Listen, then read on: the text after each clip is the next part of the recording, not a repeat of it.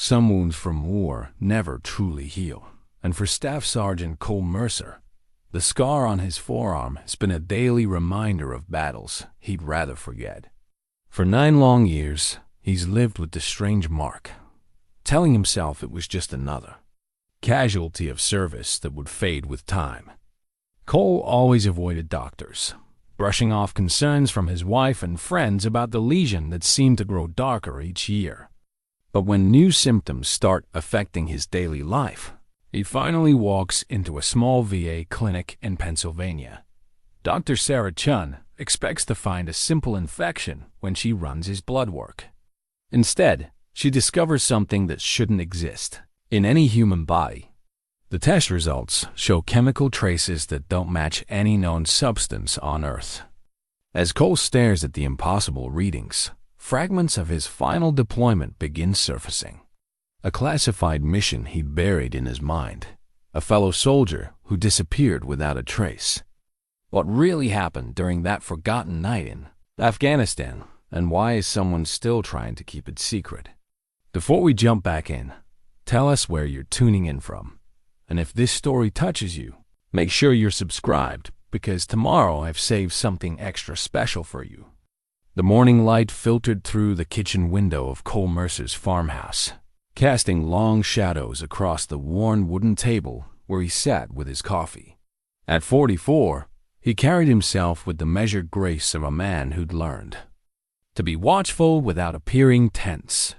His dark hair, now touched with silver at the temples, was cut short in a style that suggested military discipline even 9 years after his discharge.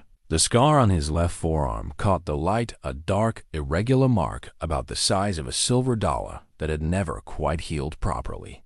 Martha Mercer moved around their kitchen with the quiet efficiency of a woman who'd learned to read.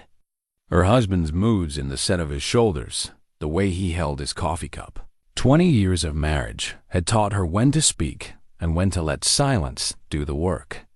This morning, she noticed the way Cole unconsciously rubbed at his arm, a gesture that had become more frequent in recent weeks. "You're doing it again," she said gently, not looking up from the egg she was scrambling. Cole's hand stilled. "Doing what?" "The arm thing. It's been bothering you more lately."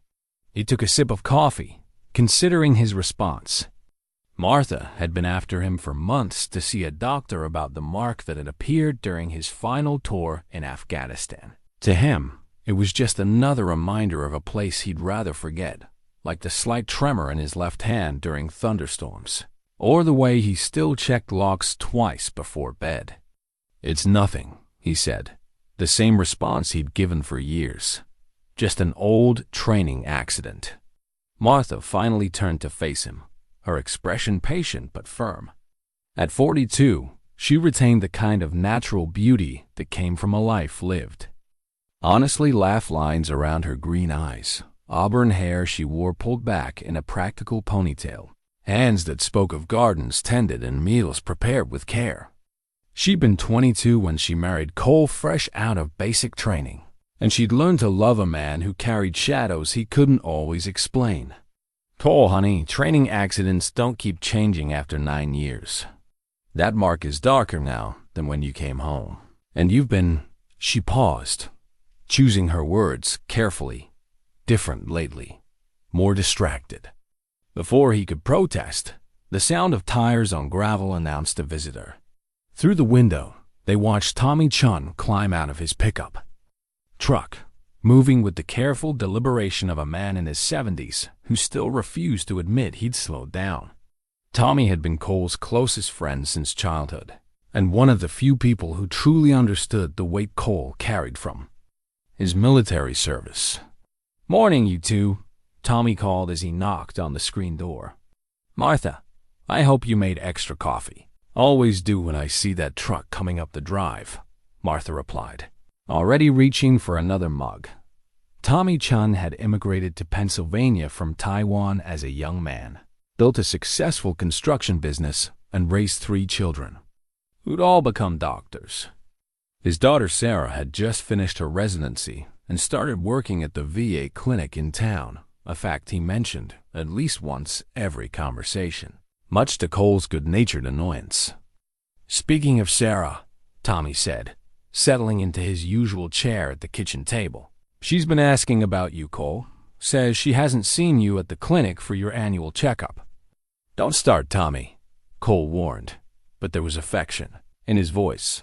"I get enough of that from Martha." "Maybe because we're both right," Martha said, setting a plate of eggs and toast in front of each man. "When's the last time you had any real medical care? Not just the basic stuff for work, but actual health care." Cole's work as a deputy sheriff for the county required periodic physicals, but those were cursory examinations focused on fitness for duty. The department doctor was a family practitioner who'd known Cole for years and never pushed too hard on questions about old injuries. It was an arrangement that suited Cole fine. "I'm healthy as a horse," Cole insisted, though even as he said it, he absently rubbed at his forearm again. Tommy leaned back in his chair, studying his friend. "You know, Sarah mentioned something interesting the other day. She said she's been seeing more veterans from your era dealing with delayed reactions to various exposures. Chemicals, environmental hazards, that sort of thing. Apparently, it's more common than people think." The kitchen fell quiet, except for the ticking of the antique clock on the wall. Martha's grandmother's clock that had marked time in this house for 3 generations. Cole felt something shift in his chest, a familiar tightness that came when conversations veered too close to his final deployment. "Different war, different problems," he said finally. "We didn't have the same issues as the Gulf War guys or Vietnam." But even as he said it, Cole knew it wasn't entirely true. Afghanistan had been full of unowned burn pits that filled the air with toxic smoke, local chemical plants that coalition forces sometimes had to secure, and missions that took them to places where the previous occupants might have left behind any number of hazards. Martha sat down across from him, her expression serious. "Cole, what if Tommy's right? What if that mark is related to something from your service? Wouldn't you want to know? Because knowing changes what exactly." Cole's voice carried a slight edge now. "It's a scar, Martha. I've got plenty of them. Some visible, some not." The reference to invisible scars hung in the air between them. Martha and Cole had never directly discussed his struggles with what some might call PTSD, though both acknowledged the sleepless nights, the hypervigilance that made him check their property perimeter before bed each night, and the way certain sounds could make him tense without warning. Tommy cleared his throat softly. Sarah also mentioned that some of these delayed reactions can be treated if caught early enough, but the window for effective intervention gets smaller over time. Cole stood abruptly, carrying his plate to the sink with more force than necessary. "I appreciate the concern, both of you, but I'm fine. The scar is cosmetic. If it was dangerous, don't you think I'd have noticed in 9 years?" Martha and Tommy exchanged a look, the kind of wordless communication that develops between people who've spent years worrying about the same person. "What aren't you telling us?" Martha asked quietly. "Something's changed recently. You've been more restless, more—" She searched for the right word. "Haunted, I guess. Like you're seeing ghosts." Cole's hands stilled on the dish he was rinsing. Martha was more perceptive than he'd given her credit for. The truth was, he'd been seeing ghosts lately, or at least the shadow of one particular ghost. Danny Walsh, his battle buddy from that final deployment, had been appearing in Cole's dreams with increasing frequency over the past few weeks. Not the Danny he remembered from their lighter moments, sharing jokes in the mess tent or comparing photos from home, but a different Danny. One who seemed to be trying to tell him something important. In the dreams, Danny would point to Cole's arm, then to his own identical mark, and mouth words that Cole could never quite make out. He'd wake with a distinct impression that Danny had been trying to warn him about something, but the details always faded with the morning light. "Just haven't been sleeping well," Cole said finally, which wasn't entirely a lie. Tommy leaned forward in his chair. "You know what? Why don't I call Sarah and see if she can fit you in this week? Nothing formal, just a friendly consultation. She's good, Cole, really good. And she understands military culture better than most civilian doctors." "How would she understand? Because I've been talking to her about veterans issues since she started at the clinic." Tommy interrupted gently. "My son-in-law served 2 tours in Iraq. Sarah's made it her business to understand what you guys went through over there." Cole turned from the sink to study his friend's face. Tommy's expression was earnest, caring, but also carried the kind of determination that had built his construction business from nothing into one of the most respected operations in the county. When Tommy Chen decided something needed to happen, it usually did. "One appointment," Martha said, her voice carrying a note of hope. "Just to put our minds at ease." Cole looked between his wife and his oldest friend, 2 people whose judgment he trusted above all others. The scar on his arm gave a small throb, as if responding to the conversation. Recently, he'd noticed other symptoms to occasional dizziness that he'd attributed to long shifts on patrol, and a metallic taste in his mouth that came and went without explanation. Nothing dramatic, nothing that interfered with his daily life, but enough to create a background unease that he'd been trying to ignore. "One appointment," he said finally. "But when she tells you it's just an old scar that happened to heal badly, I don't want to hear another word about it." Martha's smile was radiant with relief. "Deal." Tommy was already pulling out his phone. "I'll call her right now." Sarah usually has some flexibility in her schedule for special cases.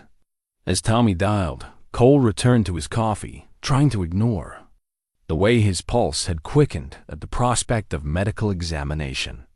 It wasn't that he was afraid of doctors. He'd been poked and prodded by military medics more times than he could count. What bothered him was the idea of having to explain something he didn't fully understand himself. The scar had appeared during his final weeks in Afghanistan, after a night mission that remained frustratingly unclear in his memory. He remembered suiting up, remembered the helicopter ride to a remote facility that wasn't on any of the standard maps they used. He remembered Danny being there, remembered the smell of chemical sanitizers and the hum of machinery that didn't belong in a war zone. But the details were hazy, like trying to focus on something underwater. The mission debriefing had been unusually brief, conducted by officers he didn't recognize, and the paperwork had disappeared into the classified black hole that swallowed so many military operations. When he'd asked his commanding officer about it weeks later, the man had given him a look that suggested the topic was closed permanently. "She can see you Thursday afternoon," Tommy announced, ending his call. 2 o'clock. "That's 3 days from now," Martha observed. "Perfect." Cole nodded, though part of him hoped something would come up at work that would require him to reschedule.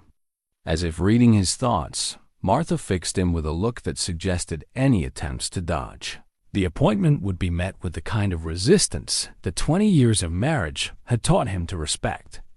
"I'll be there," he said, and meant it. The conversation moved on to safer topics. Tommy's latest construction project, Martha's plans for their vegetable garden, the county budget meeting Cole would need to attend as part of his sheriff's department duties. Normal life, the kind of steady routine that had anchored Cole since his return from overseas.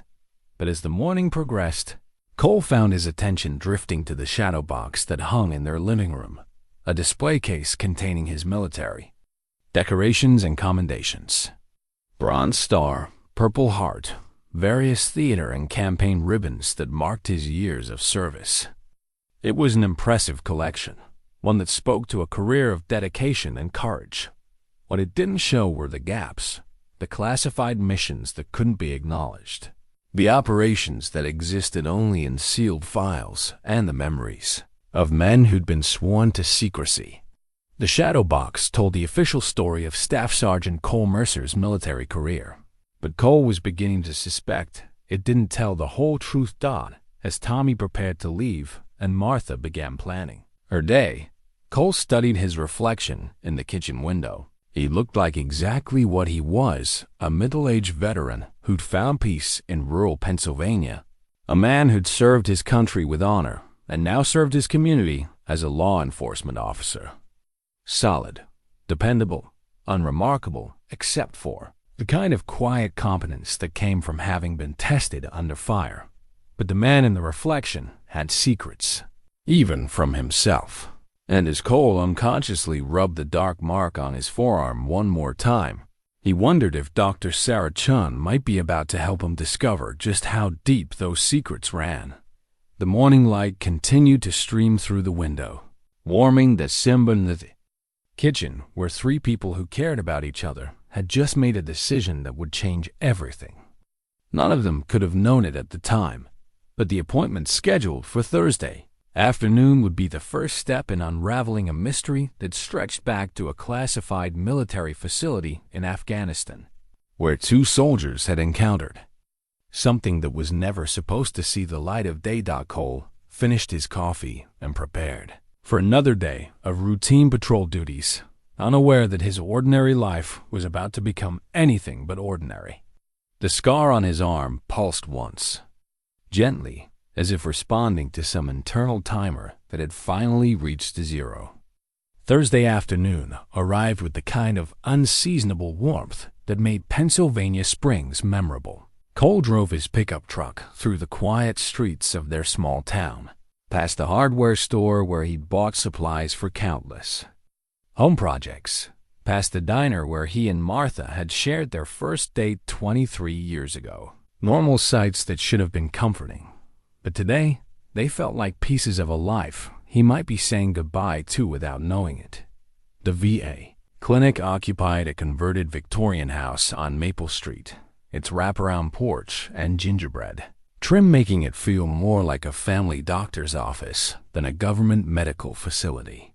Cole had driven past it hundreds of times, but never actually stepped inside. Something about crossing that threshold felt significant, like admitting to vulnerabilities he'd spent 9 years learning to ignore. Dr. Sarah Chen was younger than he'd expected, probably in her early 30s, with the kind of confident bearing that suggested competence beyond her years. Her handshake was firm, her smile genuine, and when she looked at Cole, he had the distinct impression she was seeing more than most people bothered to notice. "Mr. Mercer, thank you for coming in. My father's told me a lot about you." "All of it embarrassing, I'm sure," Cole replied, settling into the examination room chair with the careful movements of a man who'd learned not to show discomfort. "Actually, he speaks very highly of you. Says you're one of the most honorable men he's ever known." Dr. Chen opened Cole's newly created file, a thin folder that spoke to years of avoided medical care. "He also says you're stubborn about taking care of yourself." "Guilty as charged," Dr. Chen smiled. "Well, let's see what we're dealing with. I understand you have a mark on your arm that's been changing recently?" Cole rolled up his sleeve, exposing the scar that had become such a familiar part of his landscape that he sometimes forgot other people might find it unusual. In the bright examination room light, it looked darker than usual, almost purple around the edges, with an irregular texture that suggested something more complex than a simple wound. Dr. Chen's expression shifted as she examined the mark, her professional calm giving way to something more focused. She pulled on latex gloves and gently touched the area around the scar, her fingers probing with careful precision. "How long did you say you've had this?" "About 9 years. Appeared during my final deployment to Afghanistan. And it's changed." "Recently?" Cole nodded. "Darker, like you can see. Sometimes it feels warm to the touch. And lately," he hesitated, uncertain whether to mention symptoms that might sound like hypochondria. "Lately what?" "Dizzy spells. Nothing dramatic, just occasional balance issues. And sometimes I get this metallic taste in my mouth." Dr. Chen was taking notes, her pen moving quickly across the page. "Any nausea?" "Headaches. Changes in vision?" "Some headaches." Vision's been fine. What do you remember about how this happened? The original injury? That was the question Cole had been dreading. The honest answer was that he remembered very little. About the night the mark appeared, which was unusual for someone with his generally excellent recall of military operations. "Training accident," he said, the lie feeling stale even as he spoke it. "Late-night exercise that went wrong." Dr. Chen's pen stopped moving. She looked up at Cole with an expression that suggested she'd heard her share of incomplete stories from veterans who weren't ready to discuss certain experiences. "Mr. Mercer, I've been working with veterans for several months now, and I've learned that sometimes the injuries that trouble us most are the ones connected to experiences we'd rather not revisit. I'm not asking you to share anything you're not comfortable with, but if there are details about how this happened, that might help me understand what we're dealing with. It could make a difference in your treatment." Cole met her gaze, recognizing both the professional competence and the genuine concern in her eyes. Tommy had raised a good daughter one, who understood that some wounds carried stories too complicated for simple medical histories. "I honestly don't remember much about that night," he said finally, "which is unusual for me. I usually remember everything." Memory gaps around traumatic events aren't uncommon. Sometimes our minds protect us from experiences we're not ready to process. Dr. Chen made another note. "I'd like to run some tests. Blood work, maybe a few scans. Nothing invasive, just to get a better picture of what we're dealing with." 20 minutes later, Cole sat in the lab area while a technician drew several vials of blood. The process was routine, familiar from years of military medical procedures, but something about watching his blood fill those tubes made him uneasy in a way he couldn't quite explain. "We should have results by tomorrow afternoon," Dr. Chen told him as he prepared to leave. "I'll call you as soon as I've had a chance to review them. And you think you'll find something?" Dr. Chen hesitated, choosing her words carefully. "I think that mark is more than just a scar. The texture, the coloration, the fact that it's changed over time, none of that fits the pattern of a typical healed wound. I want to understand what's causing those changes." Cole drove home with Dr. Chen's words echoing in his mind. More than just a scar. Part of him had always known that, had sensed something different about the mark that had nothing to do with normal healing processes. But knowing and acknowledging were different things, and acknowledgement opened doors to questions he wasn't sure he was ready to answer. That night, the dreams came again. Danny Walsh appeared with startling clarity, no longer the shadowy figure from previous nightmares, but sharp and immediate, as if he were standing in the room. In the dream, they were back in Afghanistan, but not at any base Cole recognized. This was somewhere underground, with concrete walls and fluorescent lighting that hurt to look at directly. Danny was trying to tell him something urgent, pointing to his own arm where an identical mark was visible, then gesturing toward a doorway that seemed to pulse with its own light. But when Danny spoke, no sound came out, and Cole felt the familiar frustration of trying to understand a message that seemed crucial but remained just beyond comprehension. He woke with his heart racing and a metallic taste strong in his mouth. The bedside clock read 3:17 a.m., and Martha was sleeping peacefully beside him, her breathing steady and untroubled. Cole slipped out of bed and made his way to the bathroom, splashing cold water on his face and studying his reflection in the mirror. The man looking back at him appeared, tired but otherwise normal, no obvious signs of the unease that had been building in his chest. But when he looked down at his left arm, he could swear the mark looked different somehow, as if the dream had activated something that had been dormant. Friday afternoon, Dr. Chen's call came while Cole was finishing his shift at the sheriff's department. He'd been distracted all day, going through the motions of routine patrol work while his mind churned over possibilities he didn't want to consider. "Mr. Mercer? Could you come in this afternoon?" I'd like to discuss your test results in person." The tone of her voice told him everything he needed to know. These weren't results that could be discussed over the phone. Weren't the kind of findings that came with reassuring explanations about old scars and overactive imaginations. An hour later, Cole sat across from Dr. Chen in her office, studying her expression as she reviewed the papers in front of her.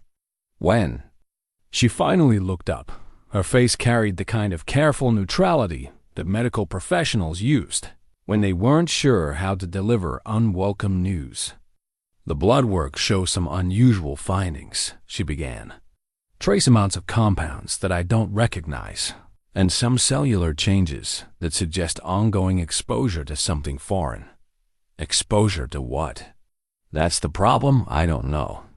The lab ran the samples twice to make sure there wasn't an error. These compounds don't match anything in the standard toxicology database. They're chemically complex, synthetic, and they appear to be integrated into your cellular structure at a molecular level. Cole felt something cold settle in his stomach. What does that mean for my health? Honestly, I'm not sure yet.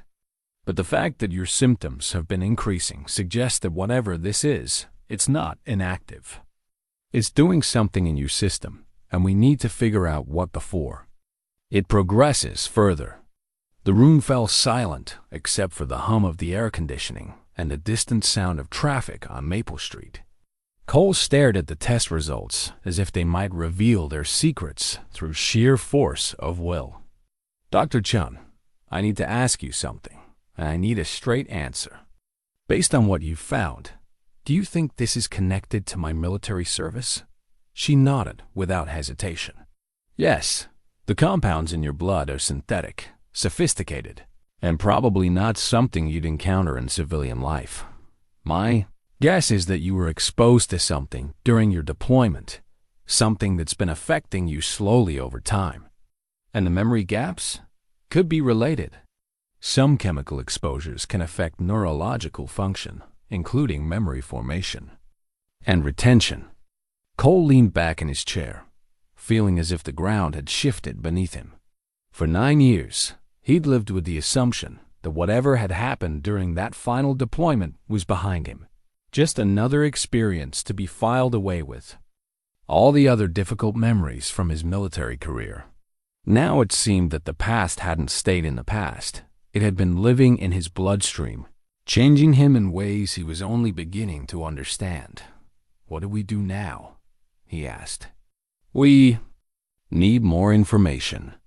I'm going to consult with some colleagues who specialize in unusual exposures. I think you should try to remember more about what happened that night. Sometimes when we know what we're looking for, memories that seemed lost can start to surface." As Cole drove home, he found himself thinking about the shadow box in his living room with its display of medals and ribbons that told the official story of his service.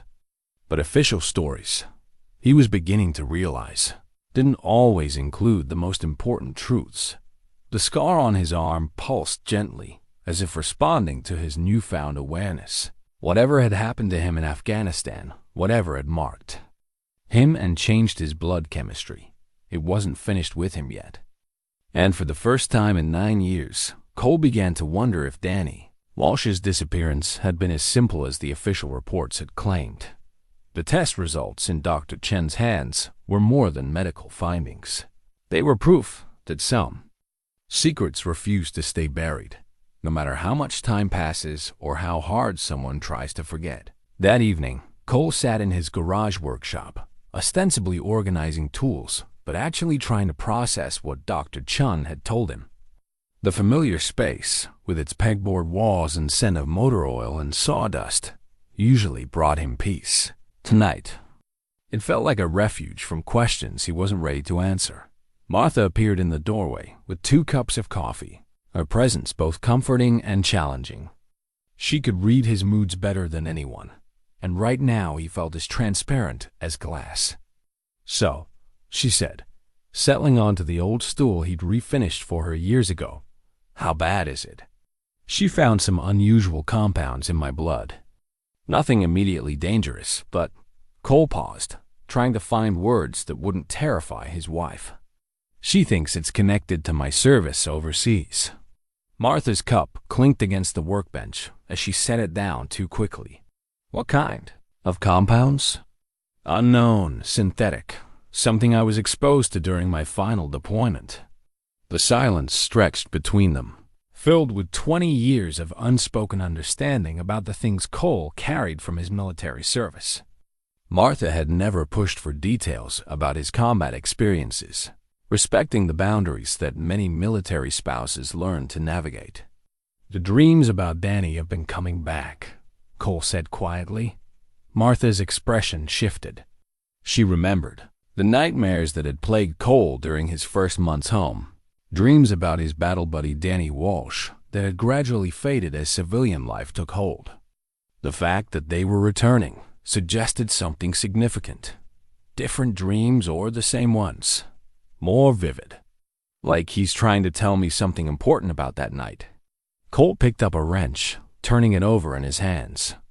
Martha, I need to tell you something. I've never been completely honest about how I got this scar. She waited, patient as always. It wasn't a training accident. It happened during a classified mission, and I don't remember most of what occurred that night. I've told myself it was combat stress, the way some people block out traumatic memories. But what if it was something else? What if whatever caused these compounds in my blood also affected my memory? Martha reached across the workbench and took his hand. Then we figure it out together. But Cole, if this is connected to classified military operations, you need to be careful about who you talk to and what you reveal. Her concern was well-founded. Veterans who asked too many questions about classified operations sometimes found themselves facing unwelcome attention from people who preferred certain secrets to remain buried. Cole stood and walked to an old military footlocker in the corner of the garage. He hadn't opened it in years, but tonight felt like the right time to face whatever pieces of his past it contained. The metal hinges creaked as he lifted the lid, releasing the musty scent of old canvas and memories. Inside were the usual artifacts of a military career: extra uniforms, field manuals, photographs from various deployments. But as Cole dug deeper, his fingers found something he'd forgotten he'd kept: a small canvas bag containing personal items from his final tour. Martha joined him beside the footlocker as he emptied the bag's contents onto his workbench. Among the expected items, letters from home, a few books, some maintenance supplies, was something that made him stop breathing for a moment. Dog tags. But not his own. The metal tags were standard military issue, but the name stamped on them read Walsh, Daniel, along with Danny's blood type, religious preference, and service number. Cole stared at them as if they were artifacts from another lifetime. Why would you have Danny's dog tags? Martha asked softly. Cole picked up the tags, feeling their familiar weight. The metal was slightly warm, which didn't make sense after years in storage. I don't remember. I remember Danny, but I don't remember him giving these to me, or how I ended up with them. But even as he said it, fragments began surfacing. Danny pressed up against him in what looked like a concrete corridor, speaking urgently about something they needed to document. Danny's voice, tight with fear. If something happens to me, you need to remember this place. Promise me you'll remember. The memory fragment was brief but vivid, more real than the hazy recollections that usually surrounded that final mission. Cole felt something shift in his chest, not quite understanding, but the beginning of recognition.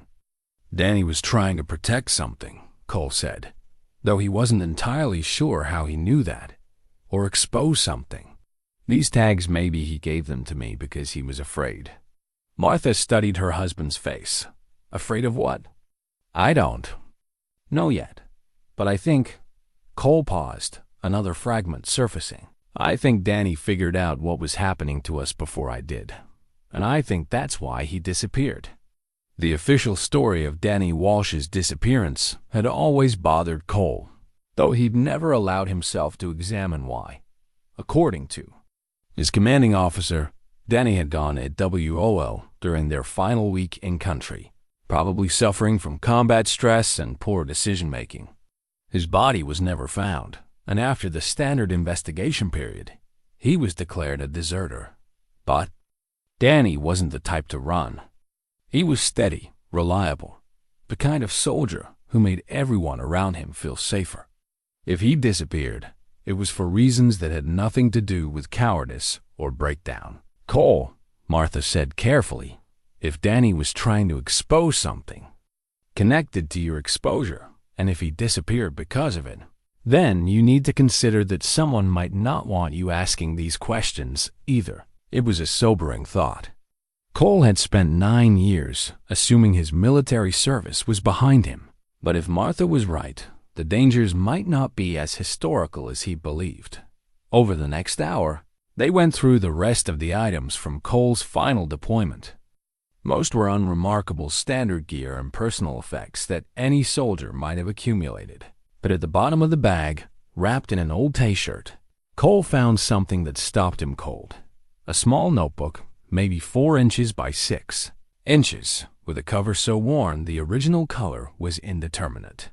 Cole opened it carefully, finding page after page of Danny's handwriting. Dates, locations, observations, all written in the careful script of someone who understood the importance of documentation. Martha leaned over his shoulder as Cole read the entries. Most were routine observations about base operations and mission activities. But toward the end of the notebook, the tone changed dramatically. February 15th, something wrong with the night missions. We're going places that aren't on any maps I've seen.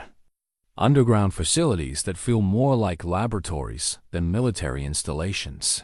February 18th, Cole doesn't remember yesterday. Neither does Martinez or Thompson. But I do. They did something to us. Some kind of injection, they said, was for chemical protection. But the symptoms afterward, the entry cut off mid-sentence. As if Danny had been interrupted or had decided the risk of continuing was too great. Cole flipped through the remaining pages, finding only a few more scattered observations. But on the very last page, written in what looked like hasty script, were words that made his blood run cold. If you're reading this, something happened to me. The facility coordinates are 34.5298, 69.1753. Look for the mark on your arm. Don't trust the official medical evaluations. They know what they did to us. DeMartha's hand tightened on Cole's shoulder. Those coordinates, are they in Afghanistan? Cole nodded, his mind racing. The numbers meant nothing to him now, but he could check them against military maps, try to identify what facility Danny had been writing about. Martha, this changes everything. Danny didn't disappear. He was trying to document what happened to us. And if his suspicions were correct, then your medical condition isn't an accident or an unfortunate side effect. Martha finished. It's evidence of something intentional. Cole closed the notebook carefully, his hand shaking slightly. For 9 years, he'd lived with the assumption that whatever had happened during his final deployment was just another hazard of military service, unfortunate, but ultimately random. Now he was looking at evidence that suggested something much more deliberate. The dog tags felt heavier in his palm now, weighted with the responsibility of a friend who had tried to protect him and might have died for his efforts. Danny Walsh hadn't been a deserter or a casualty of combat stress. He'd been a witness to something that powerful people wanted to keep secret, and now Cole was following in his footsteps, asking the same dangerous questions that might have gotten Danny killed. Cole spent Saturday morning at the sheriff's department, using his access to military databases to research the coordinates Danny had left in his notebook. The office was quiet on weekends, with only the duty officer and a few administrative staff present, perfect for conducting research. He didn't want to explain to curious colleagues. The coordinates led him to a region of Afghanistan he recognized but had never officially visited. According to satellite imagery, the area was marked as a geological survey station, but the buildings visible in the photos looked more substantial than what any civilian research operation would require. His phone buzzed with a text from Martha. Tommy wants to know if you're free for lunch. Said he has something to show you. Cole saved his research and locked his computer. Whatever Tommy had discovered, it was probably worth investigating. Tommy Chen had connections throughout the veterans community and a network of information.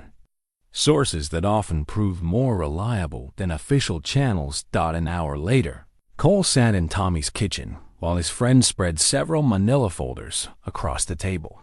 Tommy's expression was unusually serious, and Cole noticed the way he kept glancing toward the windows as if expecting unwelcome visitors. After you left the other day, I started making some calls, Tommy began. Asked around about other veterans from your time frame who might have had similar medical issues. And found 3 others so far. All served in Afghanistan between 2014 and 2015. All developed unexplained marks or lesions, all avoided medical treatment for years. Tommy opened the first folder, revealing a photograph of a man Cole didn't recognize. Marcus Thompson served with the 82nd Airborne. Developed a mark on his shoulder blade around the same time as yours. Cole studied the photo.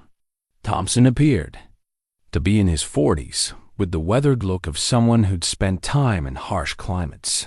But it was his eyes that caught Cole's attention. They carried the same haunted quality that Cole sometimes glimpsed in his own reflection. Past tense, Cole observed, noting Tommy's use of developed rather than has.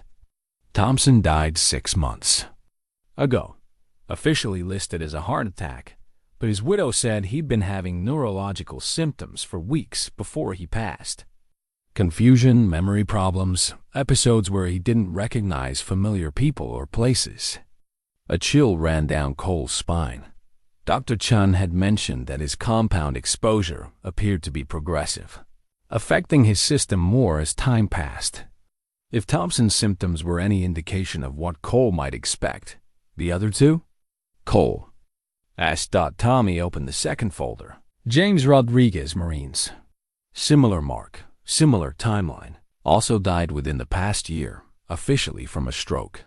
But his medical records show the same unexplained compounds in his blood that Dr. Chen found in yours. How did you get access to medical records? Rodriguez's brother is a doctor in Philadelphia. When he couldn't get answers from the VA about his brother's condition, he started asking questions in medical circles. That's how Sarah heard about it. Cole opened the third folder himself, finding another photograph and a death certificate dated just 3 months ago. Let me guess, same pattern? Kevin Martinez, Army Rangers. The mark, the compounds, and a death that his family says doesn't match the healthy man they knew. Tommy leaned back in his chair. Cole, 3 men with your exact symptoms, all dead within the past year. That's not a coincidence. The kitchen fell silent, except for the ticking of Tommy's grandfather clock. Cole stared at the folders, seeing not just documentation of deaths, but a pattern that suggested his own mortality might be more immediate than he'd realized. There's something else, Tommy continued. I managed to get in touch with Rodriguez's commanding officer from his final deployment, retired colonel named Harrison. He agreed to meet with you, but only if you're serious about getting answers. When? This afternoon, if you're willing. He's driving down from Pittsburgh. Cole nodded, though part of him wondered if he was stepping into something that would have been safer left alone. But Danny's notebook and the evidence of other affected veterans suggested that safety was an illusion anyway.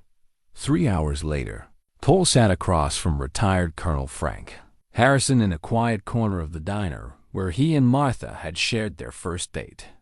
Harrison was a compact man in his 60s, with silver hair and the kind of bearing that suggested he'd never really left the military mindset behind. Rodriguez was a good soldier, Harrison began without preamble. Steady, reliable, the kind. of man you could count on in difficult situations. But during his final months in country, something changed. Changed how? Memory problems, confusion about operations he'd participated in. He'd ask me about missions that weren't in any official records, described facilities and procedures that didn't match anything we were doing through normal channels. Cole felt his pulse quicken. What kind of facilities? Harrison glanced around the diner, confirming they weren't being overheard. Underground installations that looked more like research laboratories than military bases. Rodriguez said he remembered being injected with something they claimed was a chemical weapons countermeasure. But the symptoms afterward, the colonel shook his head. It wasn't any countermeasure I'd ever heard of. Did you report his concerns? Tried to. But when I started asking questions, I was told that Rodriguez was suffering from combat stress and that his accounts weren't reliable. When he died last year, his medical records were sealed under national security provisions. Cole leaned forward. Colonel, I think I was part of whatever Rodriguez was describing. And I think there were others, including Daniel Walsh. The name hung in the air between them like an accusation. Cole hadn't mentioned Danny, but clearly Harrison knew about the connection. What do you know about Danny's disappearance? Cole asked. Officially? Nothing. Unofficially? Harrison's expression darkened. Walsh was asking the same questions Rodriguez would ask later. About facilities that weren't supposed to exist. About medical procedures that weren't in any standard protocol. A week before he went missing, he came to me with a notebook full of observations and coordinates. Cole's hand moved instinctively to his jacket pocket, where Danny's notebook rested. What happened to that notebook? Disappeared with Walsh, but not before he made copies. Harrison reached into his briefcase and withdrew a manila envelope. I've been carrying these for 9 years, waiting for someone who might be able to make sense of them. Cole opened the envelope, finding photocopied pages covered in Danny's familiar handwriting. But these weren't the same pages he'd found in his footlocker. These were different observations, more detailed, with sketches of equipment and facility layouts that looked like something from a science fiction movie. There's something else you need to know, Harrison said quietly. Rodriguez wasn't the only one who's died. I've identified at least 6 other veterans from that time frame with similar symptoms, all dead within the past 2 years. Whatever happened to you over there, it's killing people. Cole studied the photocopied pages, seeing references to chemical compounds, injection protocols, and monitoring procedures that painted a picture of systematic human experimentation. Danny had documented everything: dates, personnel, procedures, creating a record of activities that someone had clearly wanted to keep secret. Colonel, why are you sharing this with me? If this information is as dangerous as it appears. Because Rodriguez died asking for answers he never got, and Walsh disappeared trying to expose something that's still happening. If you're experiencing the same symptoms, then you're running out of time to do something about it. Harrison stood to leave, but paused at Cole's shoulder. Be careful who you trust. Whatever operation you were part of, it had support from people with enough authority to make problems disappear, including people.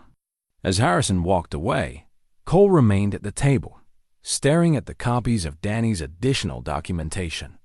The evidence was overwhelming. He and his fellow soldiers had been subjects in some kind of illegal medical experiment, and those who had tried to expose it had been systematically eliminated. The redacted mission file Tommy had mentioned suddenly made more sense. The gaps in his military records weren't just standard classification. They were deliberate concealment of activities that violated every principle of military medicine and ethics. Cole's phone buzzed with a text from Dr. Chen. Can you come in Monday morning? I have some colleagues I'd like you to meet. As he read the message, Cole wondered if Dr. Chen's colleagues were genuinely interested in helping him, or if his medical investigation had attracted the wrong kind of attention.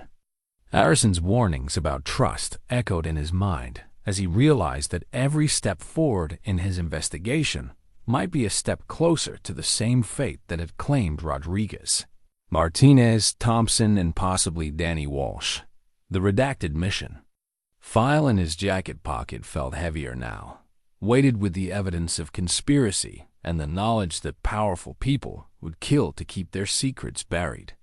Cole was no longer just investigating his medical condition. He was walking in the footsteps of dead men, following a trail that led to truth some people were willing to murder to protect. Sunday evening found Cole in his home office, a converted bedroom where he'd spread Danny's documentation across every available surface. Using his laptop and the coordinates from Danny's notebook, he'd managed to reconstruct what appeared to be a detailed map of the underground facility that had haunted his dreams.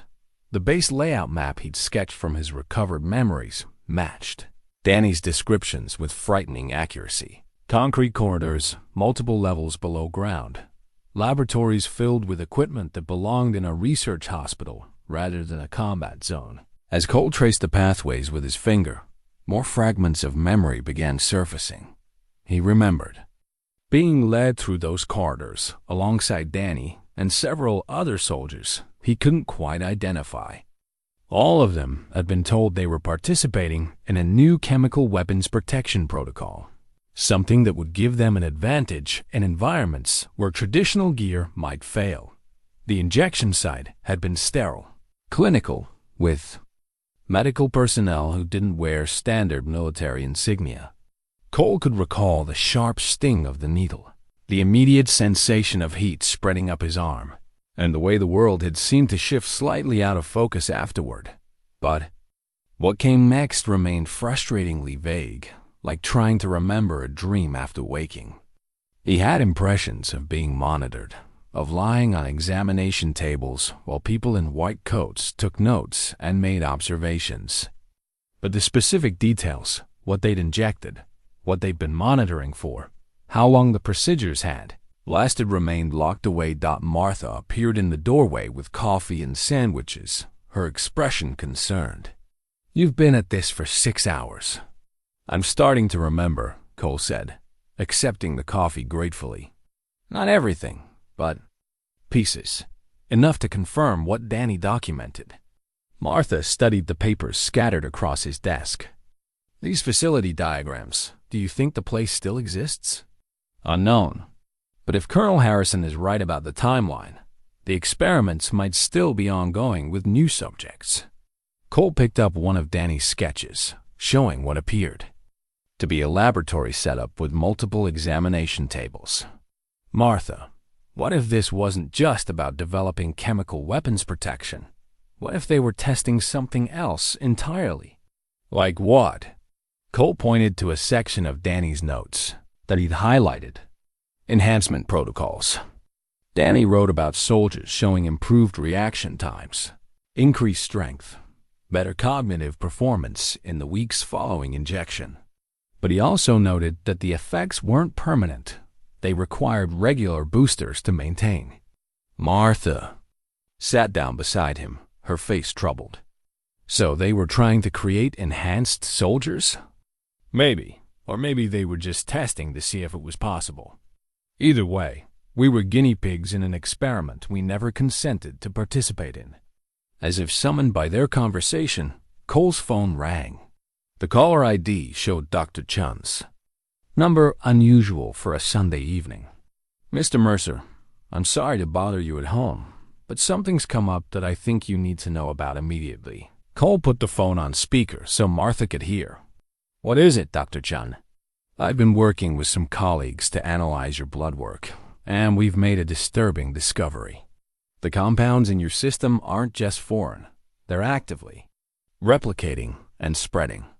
Your latest tests show significantly higher concentrations than we found last week." Cole felt something cold settle in his chest. "What does that mean?" "It means whatever was done to you is accelerating. The chemical changes in your blood are becoming more pronounced, and I'm concerned that we're looking at a timeline measured in weeks or months rather than years." Martha reached for Cole's hand, her grip tight with fear. Dr. Chen, there's something I need to tell you, Cole said. I've been researching other veterans with similar conditions, and they've all died within the past 2 years. All of them had progressive symptoms that sound identical to what you're describing. The phone was quiet for several seconds. When Dr. Chen spoke again, her voice carried the weight of professional concern mixed with personal fear for her patient. Mr. Mercer, I think you need to consider the possibility that someone doesn't want these conditions to be successfully treated. The colleagues I mentioned are not just medical professionals. They're part of a research group that investigates unusual exposures in military personnel. But when I reached out to them about your case, I got some responses that suggested your situation might be more sensitive than I realized. Sensitive how? Questions about your security clearance, about whether your exposure was connected to classified operations, about whether involving outside medical personnel might compromise ongoing investigations. Dr. Chen paused. Mr. Mercer, I think someone's been monitoring your case since you first came to the clinic. Cole and Martha exchanged a look that carried 9 years of unspoken understanding about the things that could happen to people who asked inconvenient questions about classified military operations. What do you recommend? Cole asked.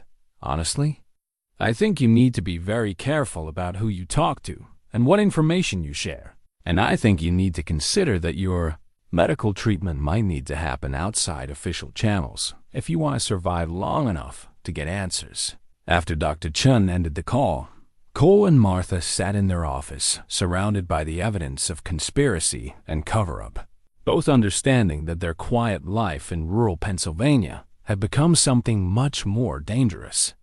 They're watching. U.S., Martha said quietly.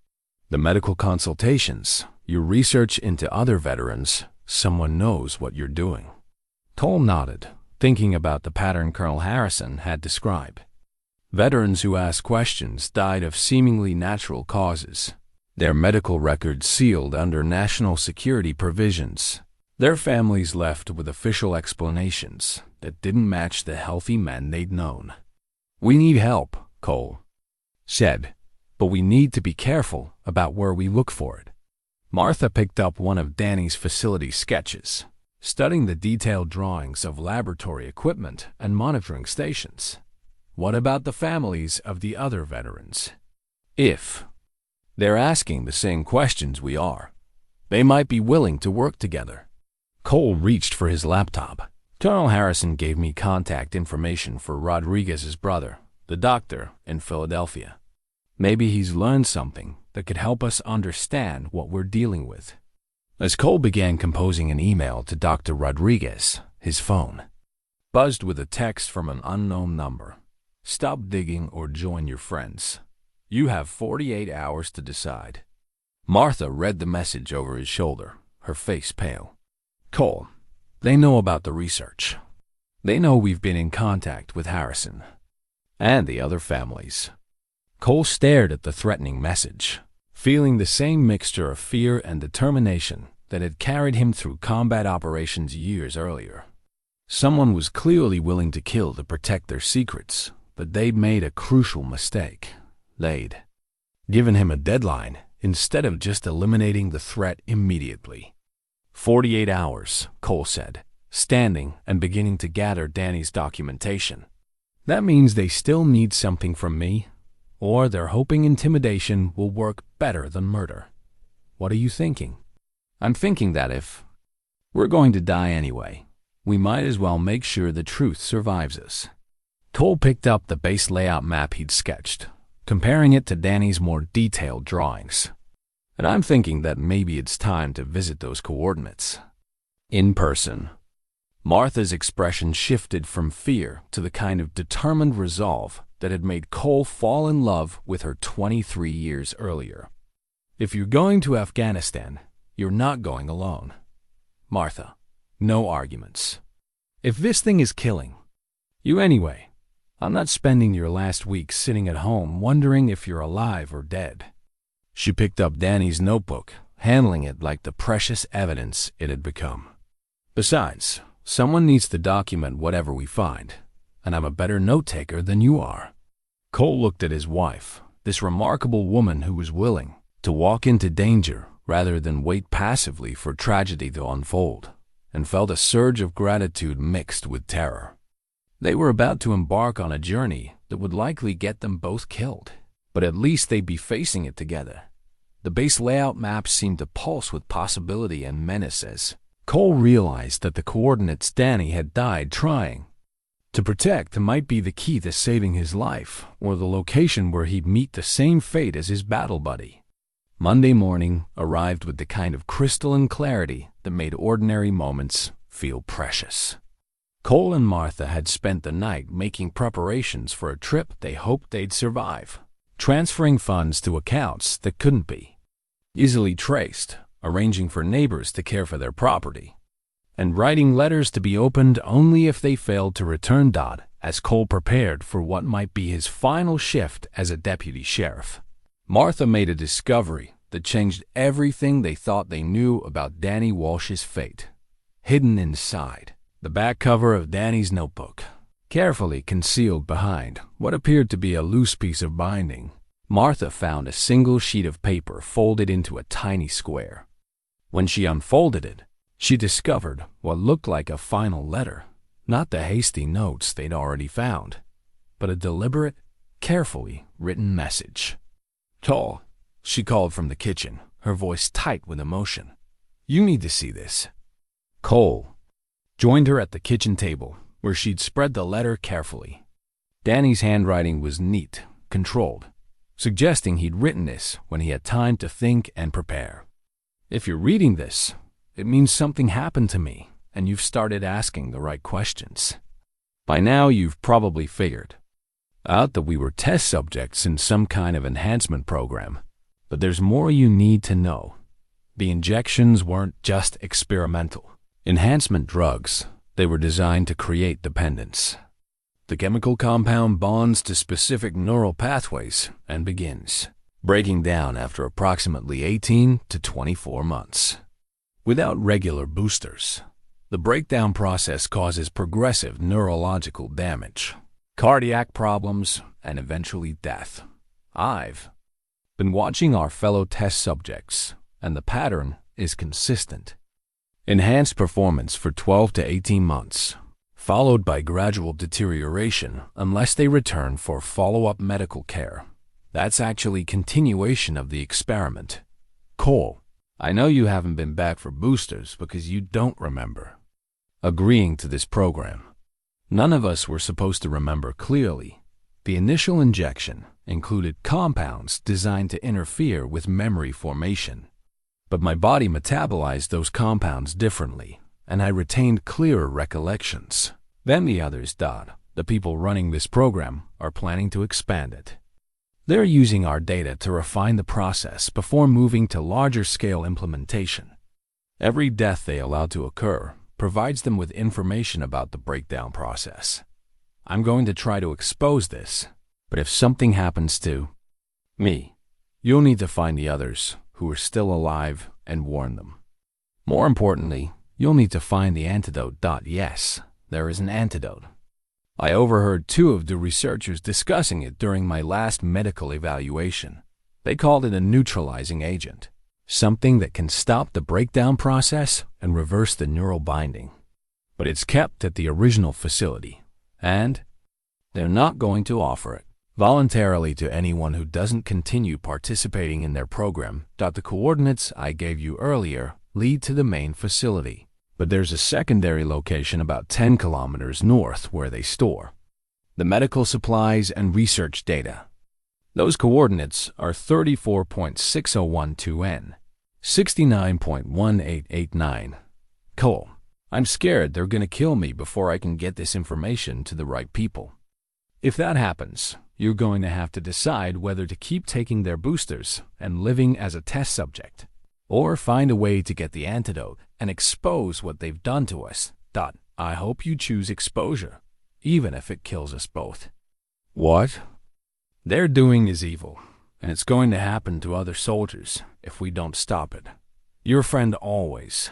Danny Cole read the letter 3 times, each pass revealing new layers of horror and possibility. The neurological symptoms Dr. Chen had described, the progressive deterioration that had killed Rodriguez and the others, it was all intentional, designed to force compliance with an ongoing experimental program. He knew they were going to kill him, Martha said quietly, and he knew I'd eventually start asking questions. Cole looked up at his wife. Martha, if Danny's right about the antidote, then this isn't a suicide mission anymore. It's a rescue mission. Martha picked up the letter carefully. But Cole, if there really is an antidote at that secondary facility, don't you think they've moved it by now? It's been 9 years. Maybe, but Danny's information about the breakdown timeline matches what Dr. Chen found in my blood work. If the program is still active, they need to maintain supplies of both the enhancement compound and the antidote. Cole's phone rang, displaying Dr. Chen's number. When he answered, her voice carried an urgency that made his pulse quicken. Mr. Mercer, where are you right now? At home. Why? I need you to be very careful about your answer to this next question, because I'm not sure who might be listening. Have you made any travel plans recently? Cole felt ice in his veins. If Dr. Chen was worried about surveillance, their situation was even more dangerous than he'd realized. I've been considering some options, he said carefully. Don't. At least not yet. I've learned something that changes everything about your medical situation. I can't discuss it over the phone. Can you meet me somewhere private in an hour? Where? The old Riverside Park, by the covered bridge. Come alone, and make sure you're not followed. After Dr. Chen hung up, Cole and Martha looked at each other with the shared understanding that their quiet morning of preparation had just become something much more urgent. She knows about the antidote, Martha said. Or she knows about the people who want to stop us from finding it. Cole picked up Danny's letter, folding it carefully and tucking it into his jacket pocket alongside the notebook. Either way, this conversation is going to determine whether we have any chance of surviving the next few days. Martha kissed him, with the intensity of someone who understood they might not have many more opportunities. Be careful. And Cole, if this meeting feels wrong, if anything seems off, just run. Don't try to be a hero. I'll be back in 2 hours, Cole promised. Though both of them knew that was a commitment, he might not be able to keep Dodd as Cole drove toward Riverside Park. He found himself thinking about the other veterans who had asked similar questions and died for their curiosity. Rodriguez Martinez, Thompson men who had served their country with honor and been murdered for trying to understand what had been done to them. But Danny, Walsh had been different. Danny had managed to document the truth and hide it in places where it could eventually be found. Danny had created a trail of evidence that pointed toward both the crime and its solution.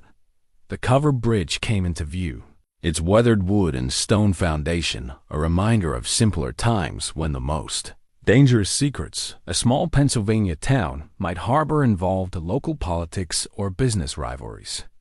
Now it was serving as a meeting point for discussions about government conspiracies and human experimentation. Dr. Chen was already waiting, her car parked in the shadows beneath the bridge. When Cole joined her on the walking path that followed the river, her expression was grave enough to confirm his worst fears. Mr. Mercer, what I'm about to tell you is going to sound impossible, but I need you to believe me because your life depends on it. The people behind your experimental program are still active. They're still monitoring you, and they're planning to eliminate you within the next 48 hours. Cole's hand moved instinctively to Danny's letter in his jacket pocket. How do you know that? Because they approached me this morning with an offer to make your medical problems disappear permanently. They want me to administer what they're calling a treatment that will stop your symptoms by stopping your heart. The words hung in the air between them like a death sentence. Cole stared at Dr. Chen, seeing in her face the moral struggle of a physician who'd been asked to become an executioner. What did you tell them? That I needed time to consider their offer. But Cole, they're not going to wait much longer. If I don't agree to kill you quietly, they're going to do it themselves, loudly, and probably take out anyone who might ask questions about your death." Cole nodded, feeling strangely calm now that the immediate threat was clear and present. "Dr. Chen, there's something I need to tell you about an antidote." Dr. Chen listened with growing amazement as Cole shared Danny Walsh's final letter and the coordinates for the secondary facility. But when he finished explaining about the antidote, her expression shifted to something Cole couldn't quite interpret: part relief, part fear, and part something that looked almost like guilt. "Mr. Mercer, there's something else I need to tell you. Something that's going to change how you think about everything that's happened." Dr. Chen reached into her medical bag and withdrew a small glass vial filled with clear liquid. "This is a sample of the enhancement compound from your blood, but it's not the first sample I've seen." Cole stared at the vial, sensing that whatever Dr. Chen was about to reveal would reframe everything he thought he understood about his situation. "My father, Tommy, he didn't just know about enhancement programs because of his son-in-law's service in Iraq. He knew because he was part of the original research team that developed the compound you were injected with." The words hit Cole like a physical blow. Tommy Chen, his closest friend, the man who'd been like a father to him since childhood, had been involved in creating the weapon that was slowly killing him.